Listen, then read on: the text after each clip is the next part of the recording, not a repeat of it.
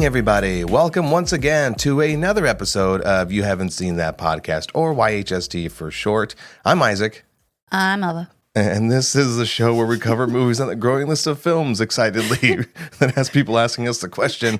You haven't seen that? You did it by yourself? I don't care. What the hell was that? We're keeping it in, damn it. We have fun here.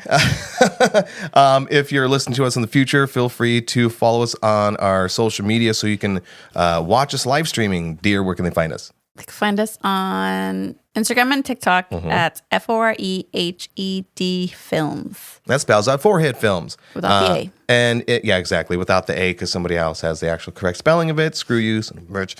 And if you want to support us, 'tis the holiday season, you can do so by hitting us up on Venmo at YHSD Pod. Most appreciated. I also like coffee. That's acceptable as well. No, don't distract them. We're covering 2 movies today that we're streaming on Netflix. We wanted to try to squeeze a third one in there, but as time didn't have it, we didn't get a chance to see it, but we will for sure be visiting it in the future. What is it called? Emilia Perez. Instead, we watched... Subservience and Maria. Yeah. Complete opposite end of the spectrum movies. Totally different. Totally different. So it's we're kind of like on brand with that sometimes. The last episode, the last stream that we did, and the last episode, we had like 3 movies in varying degree. It was originally supposed to be about like crappy movies, but then Queer got in there, and it was a goddamn good movie. Well, this one I just noticed that you picked Subservience and I picked Maria, so it shows the taste that we have. Wow. God, we're barely like 2 minutes in and I'm getting slammed. Jesus Christ. Okay, coffee. Well, let's start. We usually like to start with the shitty movie because we don't really have a lot to say in regards to those. Go ahead, kick it off. All right, we're starting with Subservience. Starting Megan Fox Megan and V. Fox. Hello? Michael Marone. Mitchell Marone. Jesus Christ. God, I'm so sorry. I butcher names. Well, how'd you butcher his name when you were like all like... Okay, no, here's the thing. I had his name this whole week from when I started, when I think it was last week, and I was like, you didn't tell me this actor was in this movie? Yeah. And then I was like, I know how to pronounce his name. And then today I'm just like, how the hell do you pronounce his name? Yeah, I just don't know. I had an evening to myself, and I go, wow, what do I want to watch? Do I want to try to catch up on any other shows? I didn't have a lot of time. And then it just popped in my head, oh yeah, that sexy AI bot movie with Megan Fox. I'm home alone. I'll watch it. It was hot and it was steamy. And so anyways, I watched that, not even fathoming that we were going to cover it. Kind of sheepishly, a day or so passed, and I was like, hey, Alva, you weren't home, and I watched Subservience. She's like, the one with Megan Fox, where she's like an AI robot, like an adult version of Megan? I was like, yeah, it's pretty steamy. And she's like, okay. And then... Couple of days pass, and then I'm scrolling on TikTok like I do, and I see a clip, and I'm just like, hold on. Hold up, wait a minute, let me put my research in it. I was like, I know that guy because I know that guy from 365 days, and if you read smut or you watch those smutty movies, you would know him, and he's delicious. So I ended up texting him and telling him, drooling through the text. Dude, no. Yes. But I was like, how dare you not tell me that it was this guy? Yeah. I would have watched this a long time ago as soon as it came out, but no. So I ended up watching it. It was kind of unfortunate, though. I really would have. I'm so curious how we would have reacted, like watching it together, fresh, just kind of like sheepishly looking over and looking at the movie and just like sweating and drooling. I think at the same time I'd be watching that and reading a book at the same time. Like, it really wouldn't like if it's at home, I could multitask and do things, but yeah. Okay, so like I said, it's like an adult version of Megan. If you're not familiar with the movie Megan, I forgot what studio came up with that one. No. Wasn't it? No.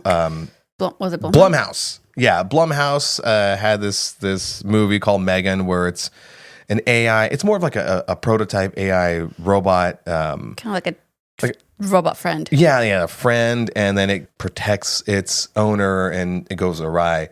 The premise is we're in the near future. These Sims they're all around. They're taking their jobs. And the Megan Fox character, Sim, Alice, is like of the highest model and everything. So like, what can go wrong, right? Everything. I'm not going to completely shit on this movie. I joked a bit about being. It was an okay movie. It was okay. Yeah.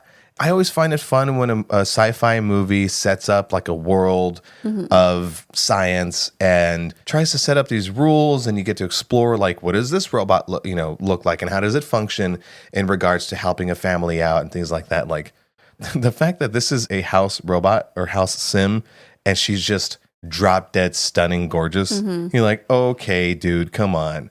But what I will give is, I don't know if like there was actual, I don't know, chemistry or tension. Like if what's his name? Michelle Morone? Yeah. The lead, Nick, like. Oh, God. Yeah, No. Okay, so. Wait. Let me say. Megan Fox is in this like hot, almost schoolgirl like skirt. This character is like trying to play it cool. And I feel like if you have Megan Fox in real life in that outfit, you can't not like have your blood pressure raise. I don't understand why she was with Machine Gun Kelly? Yeah. Oh, they're going through troubles right now. No, they're done. I don't know. I'm kind of rooting for them. But like when you see these two like doing behind the scenes like little videos and stuff, I'm like, there is so much chemistry there. Why are you with that skinny white kid? No offense to him, but but I'm just like, okay. Yeah, I'm the opposite of skinny white. Yeah, no, I really thought this movie was kind of, it was okay. It did take me 2 days to finish it though. Okay. It took me 2 days to finish. I think halfway through, I decided Took me 5 minutes to finish. Hey-o! Wow. Should we do another slam at 8 minutes or keep Where's going? my rim shot? I'll add it in later. I forgot what I was going to say. Forget it. Oh, the chemistry. No, That it took you two sessions to finish. Oh, yeah, I kind of lost interest halfway through, and I'm just like, it's a good stopping point. Let me go ahead and continue tomorrow. I also finish it today. I also was distracted watching this movie. I don't usually like pick up my phone while watching a film, but I go, all right, cool, let's get to it. Okay, I get it. It's following the similar beats of any sci-fi movie where you know the thing's gonna go wrong, and it sets that up, and there you go. But here's the thing. What's the thing? I think, right, I know, I need like that on a button. I think this whole movie, this particular movie's concept was sold off of sex, of what would be like, yes, we had our killer robots and we had our AI house that's going to kill us and all these the little doll that's going to kill you. What if it was a sexy bot that maybe you may or may not have boned that's also going to kill you, that maybe gains sentience and falls in love with you, but you got to smash and it's also sexy and you're like, do I kill it? Do I not? Oh boy. So when it had, for me, at least I could speak for myself, when it had the sex filled energy scenes, I was like, oh, they're doing these scenes well. Okay. Now I see what this movie's about. They try to fit some whatever storyline in there. And then whatever rules they set up kind of fell apart towards the end. You're like, okay, it was kind of clunky. And why is this happening? And you start to try to make sense of it because they set those things up and quickly abandon it. Third act and a second, third act. I was like, what am I watching? But at the same time, I didn't want to text you about it because then I'm like, I'm going to get distracted and start, scrolling and stuff. And I'm just like, okay, this is now the movie has lost me. Now this is more like a what the fuck is going on movie. And I will say, I go back and forth or whether or not I think I'm going to be a guy here for a second, okay? So bear with me. What a guy. Right? What a guy. I'm going to, sometimes I go back and forth whether or not her sexiness worked for this film. And I was like, oh, I got something going on. But it's always that thing when someone's playing a robot, it fucking annoys me when they go, head tilt? Oh, what do you mean, head tilt? You're like, what are they, a dog? They're a robot. They would just process and be like, oh, however do you mean? You know what I mean? I guess that would be, you think maybe because she is supposed to be more of like the feeling the human behavior. I just hate the head tilt. Yeah. I'm never listening to anybody going like, oh, please tell me more. Oh, now that you say that, I'm gonna start tilting my head. Oh, please don't. Fuck. And other way. And just, whatever do you mean? There is a scene, and kind of spoiler, whatever. You guys will watch it, and you're not really watching it for the story, but fuck it.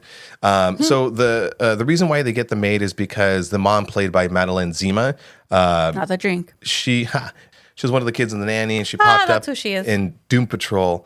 Anyhow, she plays a mom that is waiting for a heart transplant, so she's in the hospital most of the movie, and so that's why they get the sim for help and everything like that, and like all those things of a struggling dad and his alcoholism. Like it was fine, but anyways, there is a part of the film where she, spoiler alert, fuck it, she discovers that Nick, her husband, Dun, dun, dun. I have that button. Dun, dun, dun. Aggro, dun, dun, dun. She finds out that he slept with the sim. Because the sim said something. It bears the question, if you had a robot, but you know it's a robot, you're fully aware it's a robot, and you sleep with it, is that cheating? Like, it reminded me of a joke I read online that was like, oh, I never get mad at my wife for, using a vibrator, but I use the Jizzmaster 3000, fuck what, and fuck, I'm a weirdo. So, like, if I had a sim... You lost me halfway through that. I was like, wait, what's going on? If I slept with a sim that looked like Megan Fox, is that cheating? Would you get mad? Or just be like, clean her out? I'd be like, you can marry her if you like. It's a robot. Go. Or you're not marrying your toys. God, you're being weird. Wow, man, grow up.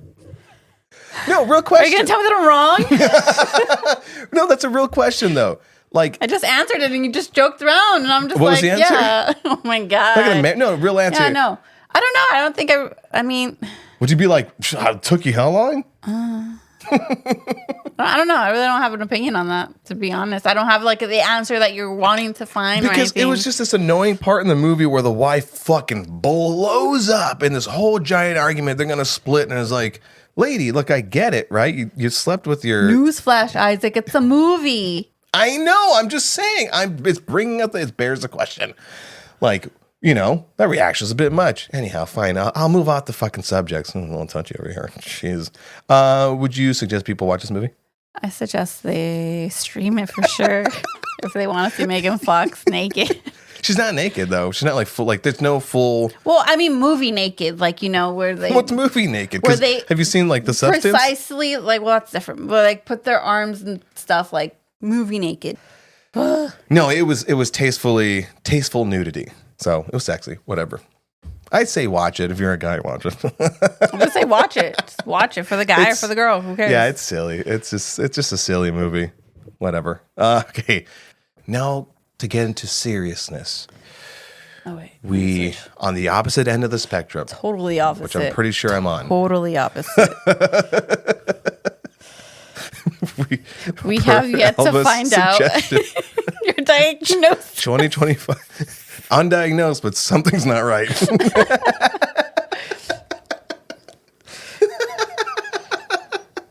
All right, set us up. Unhinged. So unhinged. This one is Maria Callas. Maria Callas, the world's greatest opera singer, lives the last days of her life in the 1970s Paris as she confronts her identity and life. Played by Angelina Jolie. Dun, dun, and dun. I cannot repeat any of the other names or pronounce the names of the other people, other than like one. But it's okay. Yeah, the supporting cast they were amazing. Good. They were good, but obviously outshadowed by Angelina Jolie. It's definitely one of the more sophisticated movies. It's about an opera singer. I don't like opera. I don't hate it, but on the radio, I'll tune into like, what is it, like 88.1 jazz or 93.1 or 91.8, whatever, to some like orchestra music and whatever, but classical music. But opera doesn't call to me, musically. Mm-hmm. So I didn't really care about this character. Mm-hmm. I didn't know about her or the real person. We'll talk about the music. When the moments where she is actually singing happened, I was whelmed. I wasn't, it was okay. You had said that she did some vocal work for this? Yeah, she did 7 months of operatic singing classes to get prepared for this. And just the fact that you go from like not being a singer to like singing this way. And of course, I believe she's a falsetto. But Maria Callas is a soprano, so I'm just like, oh, I don't know how it's going to happen. Yet I don't know much with lingos of music. That's your department. Yeah, no, falsetto is like you go into that head voice, and then, anyways. But so when those moments happened, I was expecting her to actually like sing live, but the lip syncing was off. Like it was kind of good for a moment and then it was off. It didn't take me out of the movie, but just in regards to that singing, I wanted to get that out of the way. It was okay. I was whelmed. Yeah. Now, what was your takeaway from the story itself and how it was told? I think here's the difference. I enjoyed it a lot. The singing and the story itself. Also, the color grading, how certain colors and everything changed within like certain scenes and everything like that. I think the only thing I kind of wish they would have changed a little or addressed something a little different was maybe when she was like out in public and people were coming up to her, maybe a little bit different there, because it just felt like it was still in that weird, is this in her head or is it? So what Elva's trying to say is she had an addiction to medication, and that medication caused her to hallucinate. And the hallucinations were illustrated by using a different, more richer kind of poppy color palette. There were some moments where it sets it up like, oh, is she imagining these scenarios happening? And when it would swap to a different color palette, you kind of quickly realize, oh, yes, that's what's happening. This movie is multi-layered in such a way that when I talked about the Amy Winehouse movie, Back to Black, my issue with that movie was that it was so heavy about the addiction that it took away from who the person was and their talent. I remember during that review, although I cut it out, the final review, I brought up the movie Ray. In the deleted scenes of that movie, all of the deleted scenes were the substance related, drug related. And if you were to leave those in there, it then makes it a movie about drug addiction. So this particular movie found that happy medium where when you show her using the drugs, it's just a quick taking of the pills and then the hallucinations following it after. But it's shot so beautifully, you're not like, oh, it's a drug trip or anything like that, because it is a vehicle to kind of dig into her psyche, to be introspective about what she's dealing with on these last days of her life. So when Alva was like, oh, this movie is about Maria, it's an operatic singer, I'm like, oh God, Angelina Jolie. Okay, I love Angelina Jolie. In these last couple movies that she's been in, she has been a presence. And so that is the thing that's going to really hold me into it. But it surprised me. Full disclosure, I was waking up from a nap and we're running out of time. So I go, okay, hit play. And as the movie's going and like 5 minutes into it, it is captivating how it is shot. It is paced slowly, but not in a bad, boring slowly. The kind of slowly, though, that if you had cast somebody else, which we'll cover in a minute, who was in talks to play Maria, if anybody else was cast in this movie, it then would have made it boring. But how deliberately it was composed, shot, color graded, and acted, all that juxtaposed together created this really captivating, eye-catching movie that was magnificent. It let those moments breathe. And how it told her story, which is, it sets up that she's going to die. So the movie isn't about like, oh, what's going to happen? No, it's like, boom, this is where they find her dead. It's a foreshadowing thing. And then let's backtrack and see what she was going through, which was such an interesting way because she knew, in essence, that these were her last days, and she was dealing with her addiction and her ego and grandioseness, celebrity. The prima donna. Yeah. And also her trying to prove to herself that she can continue to sing and do everything. A little backstory of it. Because of her weight loss at such a young age during her career, that affected her singing. So that end of the movie, or like the whole movie, is just her trying to prove to herself that she can still sing, but you can tell that her voice shakes in certain parts because she's not at her prime anymore. Yeah, it's so interesting. So she's playing a 51-year-old, 55-year-old. How old was she when she passed? Because Angelina Jolie is so gorgeous, I couldn't really put her age anywhere. So when they do finally do some flashbacks where like either it's shot in like black and white or like in 53, or like in a filmic way, then you can kind of compare and contrast. Like, oh, okay, now I do see the grays in her hair and how she holds herself as a little bit older. Let's talk about Angelina Jolie's performance. Okay. First off, who was supposed to be cast? It wasn't supposed to. It was like in talks. Sorry, in talks. It was Lady Gaga. And I probably would have never wanted to see this movie if it was played by her. Now I understand why, because Lady Gaga does have those Greek features, as Maria Callas was Greek. The only thing is with Lady Gaga, I just feel like she would not play this role correctly, or it would be too big. It would look like Lady Gaga. It would be like Lady Gaga pretending to be somebody. Yeah. As opposed to an actual actor living in this skin, like this person's skin. Angelina Jolie rode that line between playing it big, playing it minimal, and being vulnerable, but yet sophisticated, but, showing that trauma, yet having that ego up. Yeah, like those scenes where like she has like a little bit of a lashing out or a little bit of anger. It's done with like such sophistication where it's like she'll lash out, but it's just like, no, I'm doing this very like royally lashing out. Yeah, it's not giving it class. Yeah, there's, per every movie, you hit a crescendo where the character will typically kind of actually give a full-throated yell, lashing out. But there's so many moments throughout the movie that Angelina Jolie as this character does it in such like a lovely way where you're like, oh, yeah, go ahead, talk down to me. I'm loving this. It's go ahead. Her vocabulary is so prima donna, and the way she holds herself. If you've seen her in Eternals, where she just has that power, that still power. Oh, just the confidence of this character. And again, wouldn't have come through with any other actor. No. She's up for, and on the last episode, you talked about her being up for a Golden Globe. Yes. And possibly an Oscar. I haven't seen about the Oscar nominations yet. But I can see her really being on the top consideration for that. She did get an 8-minute ovation at the Cannes. What he said, movie festival. So I think that's when I was like, why is she getting an 8-minute ovation?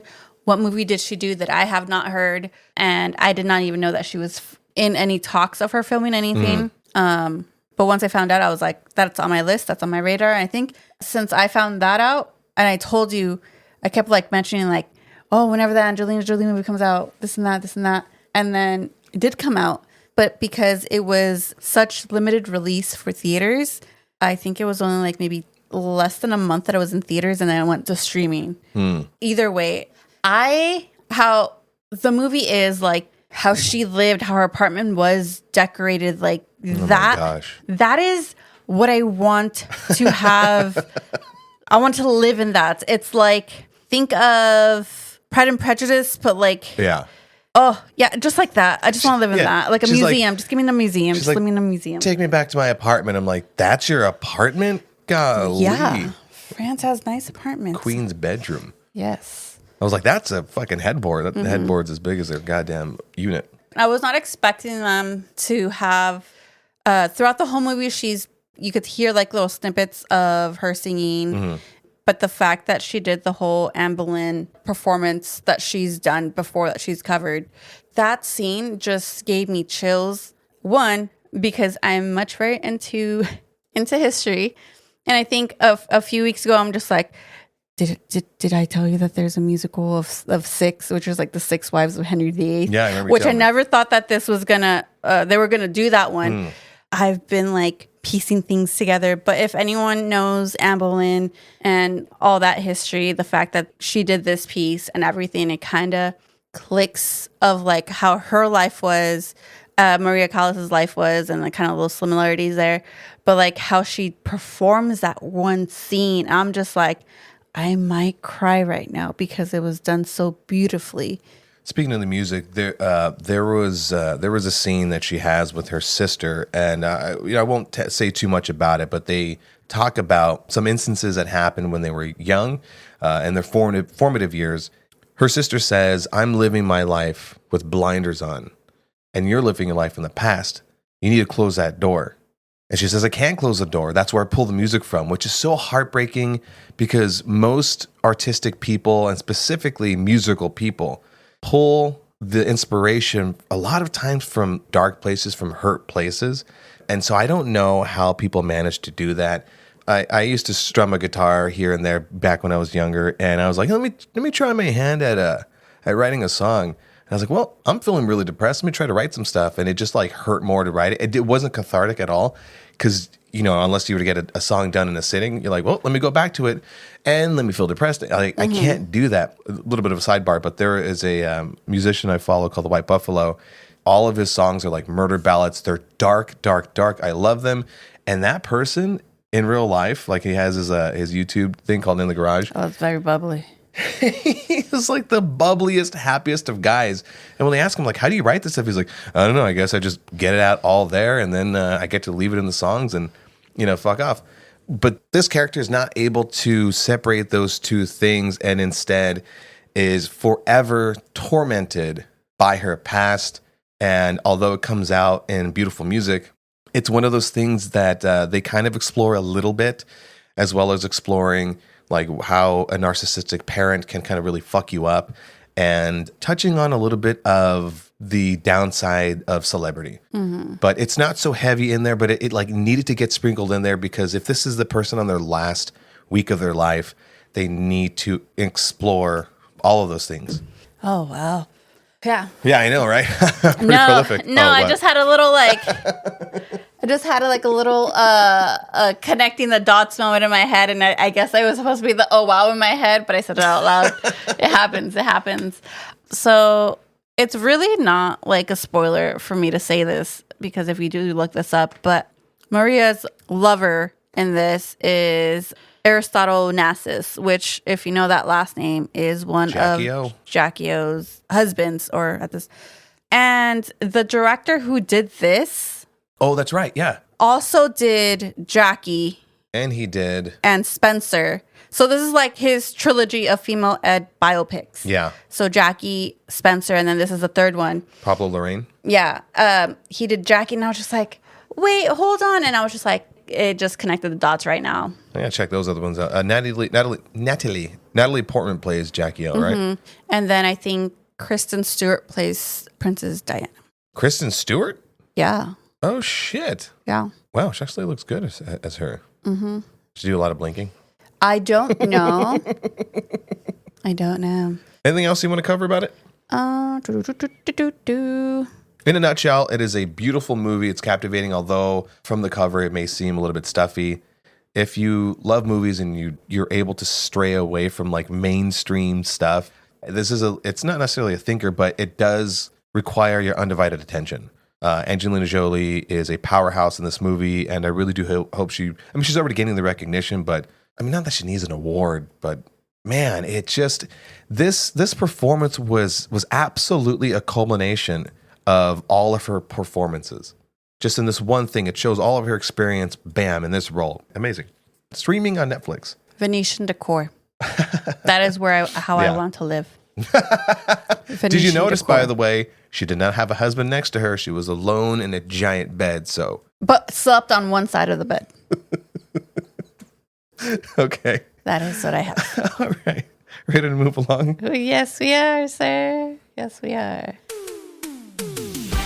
Okay, now we move along to a segment that I am now going to start calling YHST Gets Fresh. Ooh, this is... Your turn again. What? Yeah, so this is a segment of the show where we go back and forth and alternate on guessing the Rotten Tomatoes critic and audience score, as well as giving our own personal score about the movies that we just talked about. From 59 and below being rotten, and 60 and above being fresh. It is your turn on guessing the Rotten Tomatoes score. Oh, we're doing that one. I thought I was doing trivia. Nope, not yet. My bad. I was skipped ahead. All right, Subservience. My bad. I was excited for this trivia. No, we get the trivia. Okay, Subservience. Don't look. Your personal rating? 67. And critic? 65. Audience? 71. Wow, you really think highly of this movie. Might be female driven. Okay. Subservience, critics give it a 48% rotten, and audience liked it even less at 39%. Okay. Yeah. Checks out. Okay. Interesting. I don't know. I didn't think it deserved being fresh, but it's pretty low. Mm-hmm. Even for her being sexy. Okay, moving on to Maria. Okay, I'm not looking. Your personal score? 88. Critic? 81. And 82. Okay. You think higher of this movie. Wow. Mind you, we don't give Rotten Tomatoes a lot of weight, but it just goes to show you that sometimes critics can be fucking dicks. Critic score is 74% and audience score is 68%. It checks out with the audience because it was a little bit of a deep movie. Yeah, so usually deeper movies like this, like artistic, poetic, psychological, arty kind of movies, typically they rate lower for just regular audiences. And critics, I was expecting the critics to rate this at like an 85, maybe even like an 80. This is Rotten Tomatoes we're talking about. That is true. Yeah, in the past we've gone through like the comments of some of the reviewers, and yeah, it's just people living in their fucking basement. Slam. But anyways, it's just a fun little game that we play. We give no weight to it. Our personal score, again, a little bit higher than what other people rated it. So there you have it. There it is. And now we get to move on to YHST trivia. The theme of our trivia is usually based on the movies that we talked about. This time, we're covering artificial intelligence. Doo-doo-doo. All right, hit me, Alva. All right. Where's my button? And if I really get it right, that's a ding, ding, ding. We don't do that. We're only doing this. We're not. Okay. Who directed The Creator? Gareth Edwards. What is the villainous rogue AI in Mission Impossible Dead Reckoning called? Oh, I don't remember. I don't know. The Entity. Entity. You need to trim these, man. What decade did 2001 A Space Odyssey come out? The 70s. The 60s. Damn it, really? Holy Yeah. shit. Kubrick. Who voiced the AI virtual assistant that Theodore Joaquin Phoenix falls in love with in Her? ScarJo. What country is Chappie set in? South Africa. Which of these songs does the AI doll Megan sing in the movie of the same name? A. Titanium, Burn, Party in the USA. Titanium. That stupid dance scene. So cringy. What is the name of the test being administered to the robot Ava in Ex Machina? The Turing test. Yeah. iRobot is based on a book by which of these writers? Isaac Asimov, Michael. God, these We'll save you his trouble. Asimov. There you go, Asimov. How many years after Blade Runner did the sequel Blade Runner 2049 come out? Oh, shit. 40 years. Damn it. 35. Oh, so close. And that comes to the end of the segment of the trivia. Sexy. Woo. We're still figuring shit out, okay? She hates this shit. I hate the headphones. All right, ready to wrap this up? Yes, sir, Bob. All right, let's go. There you have it. There it is. That is what we thought about Subservience and Maria. Subservience, yeah, you can stream it in the background. Maria, Pay attention to it. yeah, pay attention to it. Watch it. Might not be for everybody, but whatever. And again, if you want to support us, you can do so on our Venmo at YHST Pod. It's holiday season. Please be in the season of giving. And you can find us on our social media. FOREHED Films on Instagram and TikTok. That spells out Forehead Films, and at those two spots you can hit the notification bells and keep track of what we're posting. I do still put video reviews out in case you don't want to listen to a whole episode, because why wouldn't you want to listen to this fun stuff? And you just need quick little videos, snippets. There you have it. There it is. Please don't keep us a dirty little secret. Like, share, follow, comment, interact into this filmic community. I absolutely fucking love it. I'm having a ton of fun doing it. I can only speak for myself.